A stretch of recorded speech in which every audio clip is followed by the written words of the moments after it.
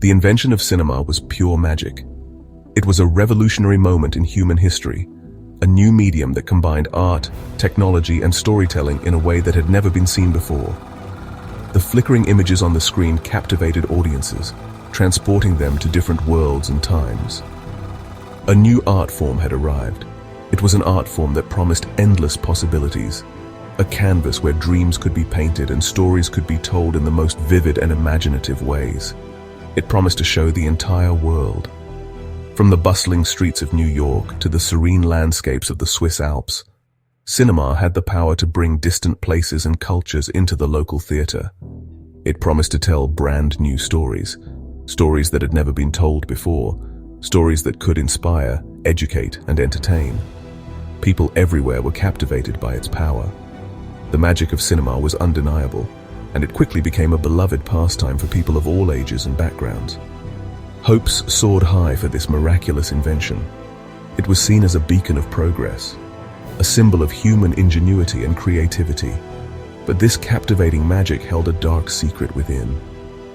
Beneath the surface of this glittering new world, there were shadows that many did not see. This grand promise was not meant for everyone. The world of cinema, like the world outside it, was marked by divisions and exclusions.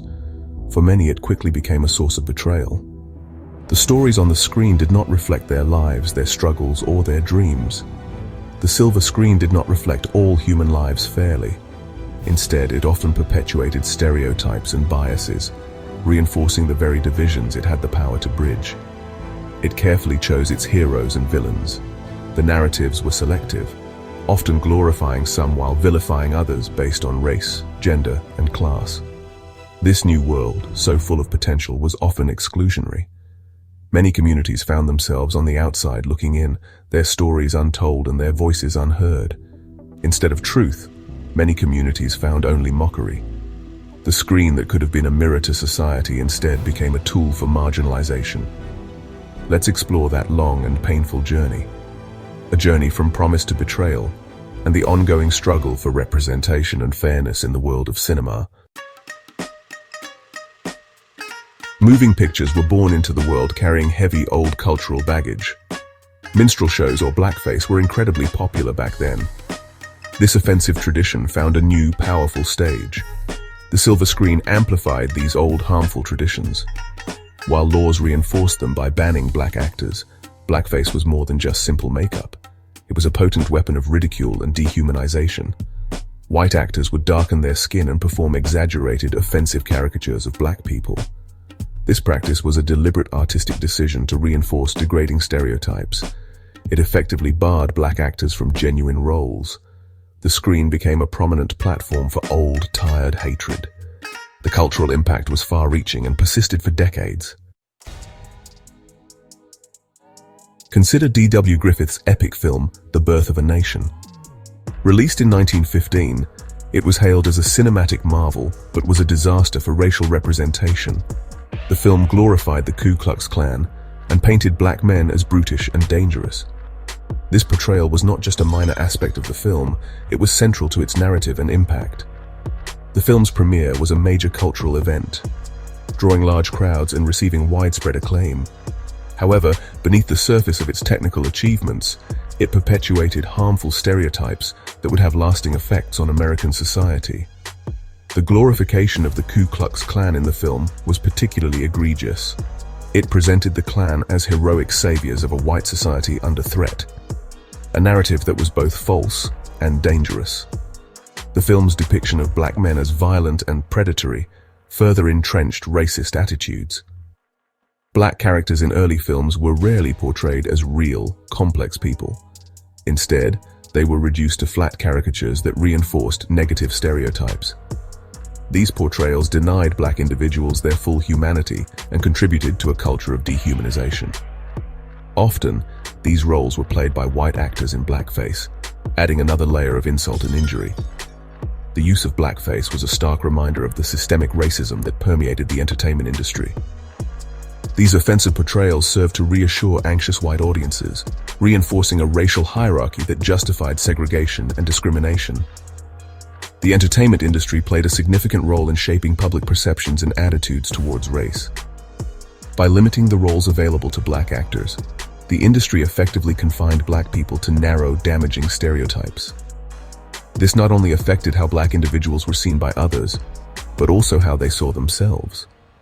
Early television followed this destructive pattern, perpetuating the same harmful stereotypes that had been established in film.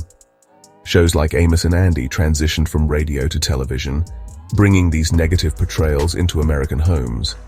The popular radio show Amos and Andy, which featured white actors voicing black characters, continued to perpetuate old stereotypes when it moved to television. This show was emblematic of the broader issues within the entertainment industry. The transition of these harmful stereotypes to television sparked significant protests from emerging civil rights groups. Activists recognized the power of media in shaping societal attitudes and fought against these damaging portrayals. The cultural damage inflicted by these negative images was incredibly deep. They not only perpetuated harmful stereotypes, but also hindered progress towards racial equality. The fight against these portrayals was a crucial part of the broader civil rights movement. Don't forget to like and subscribe now. The world outside the darkened movie theater was rapidly changing. The civil rights movement was gaining momentum. These social tremors reached Hollywood, and a slow shift began. Film casts were entirely white, but small changes appeared. A black actor might be given a single line or two, often as a servant or background musician. These were tiny, hesitant steps forward, sometimes mere tokenism. Brave actors like Hattie McDaniel and Sidney Poitier pushed boundaries. McDaniel won an Academy Award for a stereotypical role, a bittersweet victory. Poitier rose to become a leading man, refusing to portray negative stereotypes. Their pioneering careers signaled gradual, hard-fought change.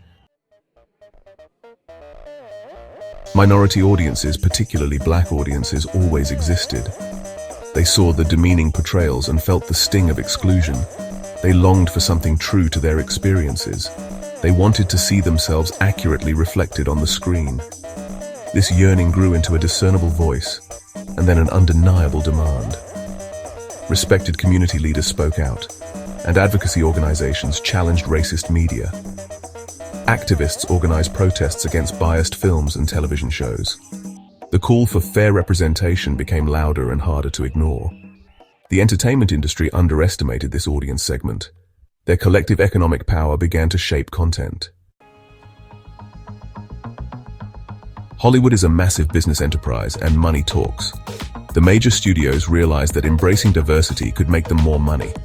Ignoring large segments of the population was bad business. Minority groups had significant spending power and craved content that reflected their realities.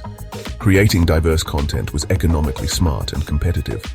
It opened doors to new viewers and uncovered fresh talent. The blaxploitation film genre of the 1970s showed this dynamic clearly. These films were immensely popular, proving that diversity could sell tickets. Black audiences flocked to theaters to see black heroes and heroines. It was a raw lesson in market demand. Media can function like a mirror, showing us who we truly are. It reflects our identities, our cultures, and our stories back to us. When we look into this mirror, we hope to see a true representation of ourselves and our communities. For too long, that mirror was flawed, reflecting a narrow slice of life. The media often showcased a limited perspective, one that did not encompass the rich diversity of human experiences. This narrow view excluded many voices and stories. Many people saw nothing of themselves or a demeaning version.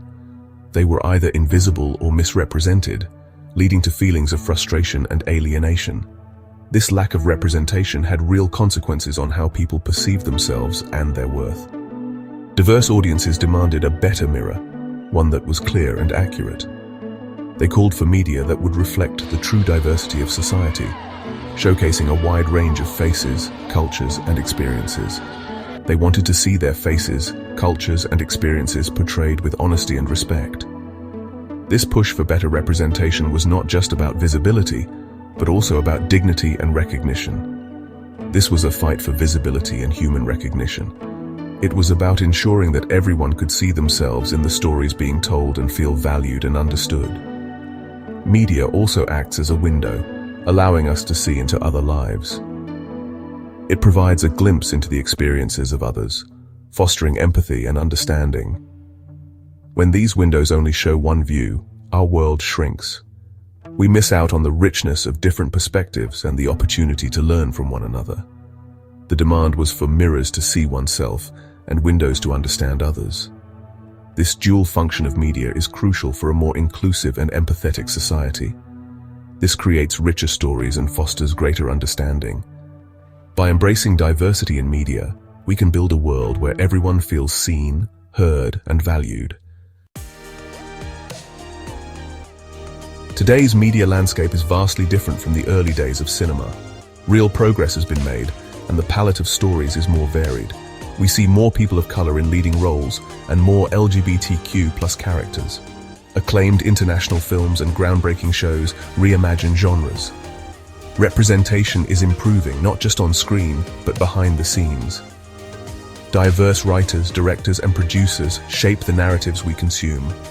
However, the work is not finished.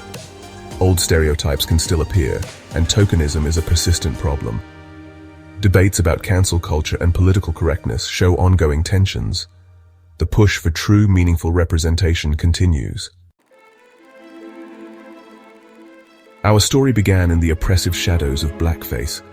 Early film and television inflicted great hurt and reinforced prejudice. Slowly, glimmers of hope appeared with small roles for minority actors. Activists and advocates demanded human dignity. Change was fiercely resisted, but could not be silenced. Economic realities played a part, as diverse audiences were valuable.